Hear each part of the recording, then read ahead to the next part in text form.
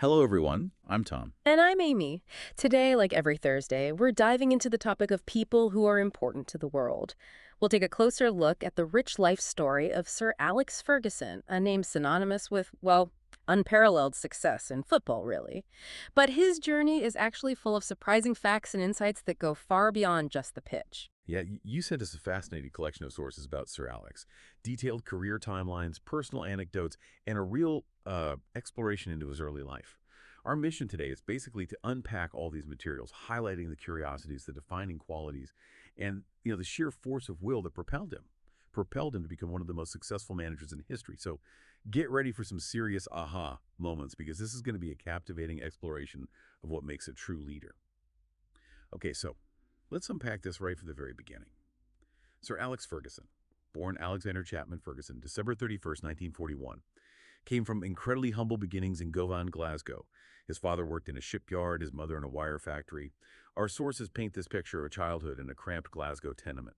Those multi-story working-class apartment buildings.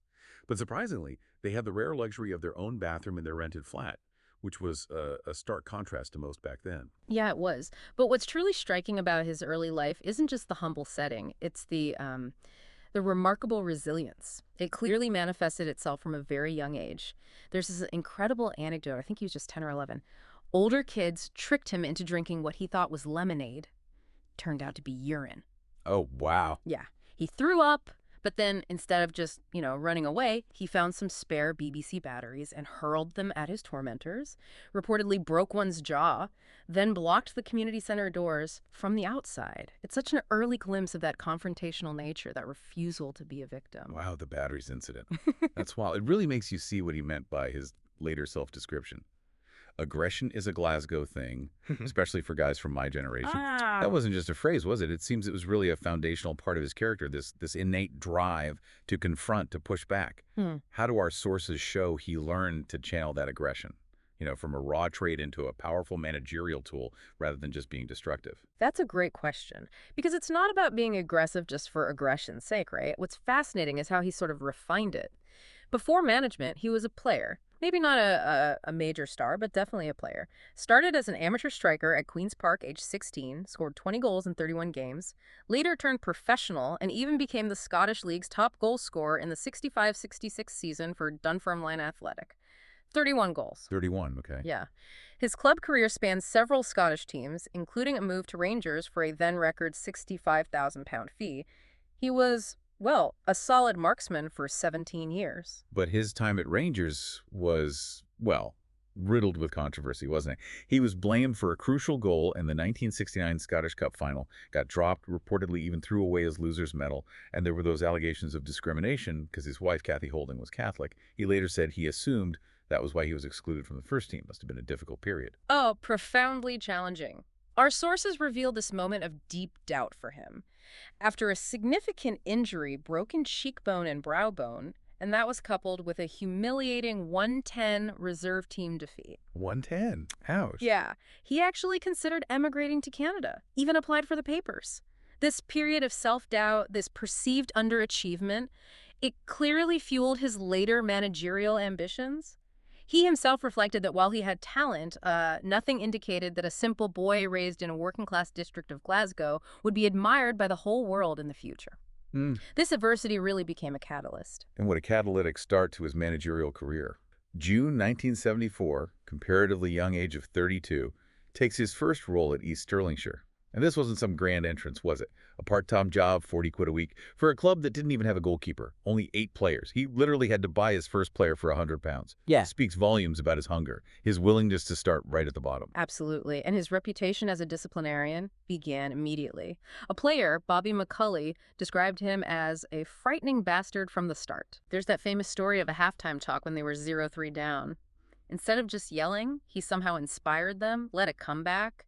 This wasn't just aggression, it was about understanding how to motivate, how to instill belief, even in dire circumstances. From there, he moves to St. Mirren, 74-78, bigger club, and where he truly began to show his mettle, right? Transforms a struggling team into First Division champions in 1977. And get this, the average age of that championship team was just 19. 19. With a 20-year-old captain. Clearly shows his early eye for spotting and developing young talent. a real hallmark of his later career at United. Yet, St. Mirren holds the unique distinction of being the only club to ever sack him. Really, the only one. The only one. He lost his wrongful dismissal claim. The tribunal called him particularly petty and immature, and the chairman even stated he had no managerial ability. It's almost ironic, isn't it, that the only time he was fired, his ability was questioned so severely? But what this early setback highlights, I think, is the crucial role of ego and learning humility, even for future Titans. It forced him to self-reflect, refine his approach, vital for later successes. And here's a fascinating detail during this low-paying period. He started a pub, Fergie's, in Govan. He actually credits dealing with alcoholics, brawlers, or even a guy walking around with a weapon there, with teaching him valuable management lessons. Imagine that, dealing with brawlers in a Glasgow pub, then applying those lessons to managing a multi-million-pound football club. Sounds like a movie plot. It really does. He also showed early innovation at St. Mirren, using a loudspeaker on a van, driving around Paisley, encouraging fans to come to matches, boosted attendance from like 3,000 to 10,000. It speaks to his deep understanding of community connection, not just tactics. Okay, so that leads us to the next pivotal stage, where Ferguson really began to break dominance and build his dynasty. He joins Aberdeen in '78, a club that had only won the Scottish League once before. So the question is, how did he transform them into a force? Well, what's fascinating here is his clear, unwavering ambition. He stated, I didn't intend to settle for a mid-table position. I wanted to achieve. I wanted trophies. This laser-like focus on success, not just participation, that was a defining characteristic. It set him apart, and he quickly got to work. And delivered quickly.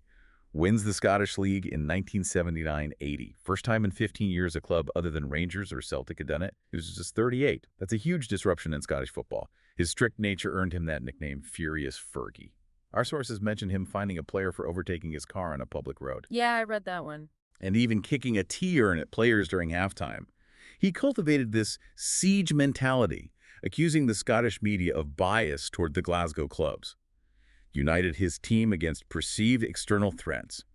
Classic leadership tactic, really. And remarkably effective. He led Aberdeen to win the UEFA Cup Winners' Cup in 1983, a massive European triumph.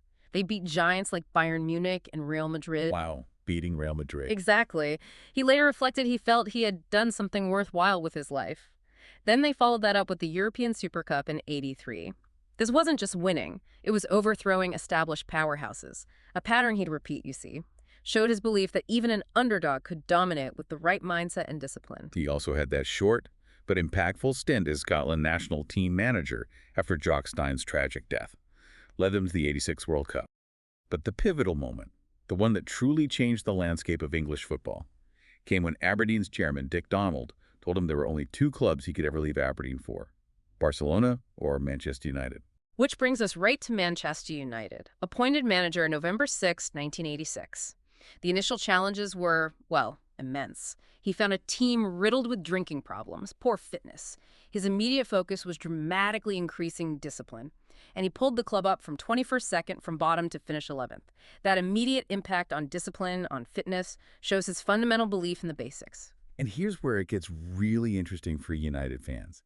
That job-saving moment in 1990, after intense pressure, calls for his sacking, especially after that humiliating 5-1 defeat to City. Yeah, that derby defeat was brutal. United were drawn against a strong Nottingham Forest in the FA Cup. Many expected him to be fired if they lost. But Mark Robins scores the winner, saves his job. They go on to win the FA Cup, his first major trophy with United. What does that moment tell us about the fine line between failure and, well, monumental success in sports management? It just highlights the razor-thin margins, doesn't it? And the power of a single moment. That win wasn't just a trophy, it was validation. It bought him the crucial time he needed. And it quickly led to more European success. United won the European Cup Winners' Cup in '91 against Barcelona. But the real game changer, ending that 26-year league title drought, winning the inaugural Premier League in '92-93, that was the moment Manchester United truly reestablished itself as the dominant force. And who could forget the origin of Fergie time that season? That dramatic 97th minute winner against Sheffield Wednesday? Steve Bruce scores. Oh, yeah. Widely cited as its birth. Became this common phrase, didn't it? Associated with United's knack for scoring late goals. Yeah. But beyond that, his incredible foresight, his ability to develop young talent, exemplified by the class of '92, Ryan Giggs, Paul Scholes, David Beckham, Gary's and Phil Neville, Nicky Butt, They formed the core of his incredibly successful teams. This focus on nurturing homegrown talent rather than just buying it, that felt revolutionary at the time. It really was. And beyond just spotting raw talent, our sources highlight Ferguson's unique approach to player development. He wasn't just buying stars, he was forging them. He put immense trust in young players, integrated them into the senior squad, created a culture where they learned from experienced pros but got genuine opportunities. That just wasn't the norm then, when many clubs prioritized instant, expensive signings.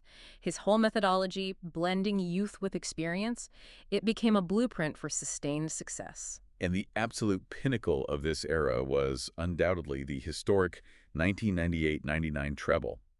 Manchester United winning the Premier League, FA Cup, and UEFA Champions League, all in one season, capped by that absolutely dramatic injury time comeback in the Champions League final against Bayern Munich.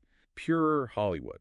Almost unbelievable. His famous post-match quote just captures it perfectly. "Football, bloody hell," summed up the raw emotion, the sheer improbability of that victory. And this achievement led to his knighthood later that year, solidified his legendary status. It was a moment that really transcended football, didn't it? Showcasing the power of never giving up, even in the final seconds.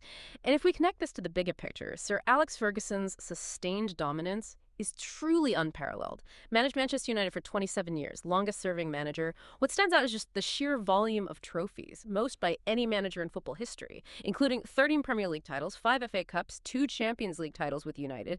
That consistency, it's almost unfathomable in modern football where managers last, less than 2 years on average? It really is. Yeah. And he continued to develop future global stars like Cristiano Ronaldo and Wayne Rooney, showcased his adaptability, his consistent eye for talent, even after the class of '92 had matured. But, it's impossible to talk about Ferguson without acknowledging some of the headline-grabbing controversies. What do our sources say about incidents like the infamous boot incident with David Beckham in 2003, or his claims of Champions League draw fixing? How do these moments, even the confrontational ones, fit into the broader picture of his character? Well, those incidents certainly generated headlines, didn't they? The boot incident with Beckham, where a kicked boot allegedly hit him in the face. That was a very public example of his intense management style. His temper was legendary. He was fined for those claims of Champions League draw fixing. And there was a bizarre Rock of Gibraltar racehorse ownership dispute with a major shareholder, led to those 99 questions about his transfer dealings. He also famously boycotted BBC interviews for 7 years after a documentary about his agent's son, Jason. He felt it attacked his son's honor. These moments, I think, highlight his fiercely protective nature, his unwavering loyalty to his family, his players, and his willingness to fight for what he believed was right, regardless of the consequences. And his relationship with referees was also legendary. Numerous touchline bans, fines for publicly criticizing officials. And that Fergie time we mentioned earlier, not just a fan myth, apparently. Statistical analysis, including one by Opta Sports, actually supports its existence, finding on average 79 seconds more time was played in matches where United were losing compared to other top clubs. 79 seconds. Yeah, that's a unique, statistically proven part of his legacy. Speaks to his team's never-say-die attitude, I suppose. Absolutely. Moving towards his retirement then. He announced his decision in May 2013, a choice he'd privately made back in December 2012. Finished his career with the 20th league title for United, a truly fitting end to his managerial tenure. But his influence, well, it didn't stop there. No, even in retirement, his influence remains immense. He continued as a director, a club ambassador for United, became a UEFA coaching ambassador, and his coined phrase, squeaky bum time, was even added to the Oxford English Dictionary. Think about that. A football manager creating a lasting phrase in the English language that goes beyond the sport itself. It's incredible. Statues have been erected in his honor outside Old Trafford and Pittodrie, Aberdeen Stadium. A road near Old Trafford renamed Sir Alex Ferguson Way. But what's particularly striking about his legacy for me is the incredible number of his former players who went on to become football managers themselves, including 3 who managed Manchester United. Ryan Giggs, Ole Gunnar Solskjaer, Michael Carrick. That's right. It speaks volumes about his mentorship, his leadership, indicates he didn't just win trophies, he actively cultivated leaders. And on a deeply personal note of resilience, he underwent emergency surgery for a brain hemorrhage in 2018, made a remarkable recovery, returned to Old Trafford that same year. And most recently, it was announced he'll leave his official club ambassador role in October 2024. Closing another significant chapter, his family motto, Dulcius ex asperis, sweeter after difficulties. Yeah. It just perfectly encapsulates his journey, doesn't it? A journey that truly shaped the face of modern football. It really does. Sir Alex Ferguson's journey is such a testament not just to footballing brilliance, but to an unwavering set of qualities: incredible discipline, an insatiable will to win, that keen eye for talent development, and a unique ability to inspire. And yeah, at times intimidate. His story truly highlights how personal character, forged in adversity, can shape legendary achievements across, well, any field, really. Absolutely. It's just a remarkable narrative of ambition and resilience, proving that success often comes sweeter after difficulties, just like the Ferguson clan motto states. His story isn't just about football. It's a masterclass in leadership, in transformation, and proving that with the right mix of grit and genius, you can truly redefine what's possible, even against established giants. We really hope you enjoyed this look into the rich life of Sir Alex Ferguson, Thank you for your attention. You can subscribe our podcast if you like it. and we'll see you next time.